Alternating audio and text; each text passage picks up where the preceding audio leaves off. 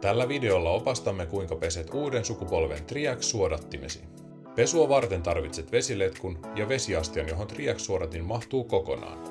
Älä pese suodatinta koskaan painepesurilla tai astianpesukoneessa.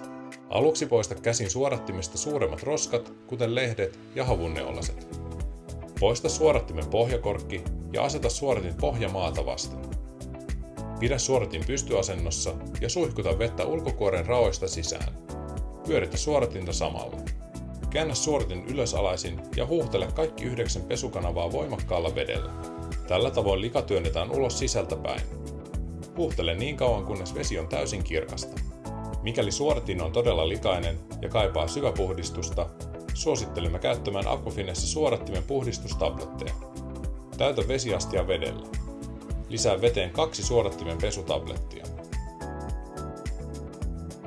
Aseta suodatin veteen ja anna liota vähintään tunti tai tarvittaessa jopa 24 tuntia likaisuuden mukaan.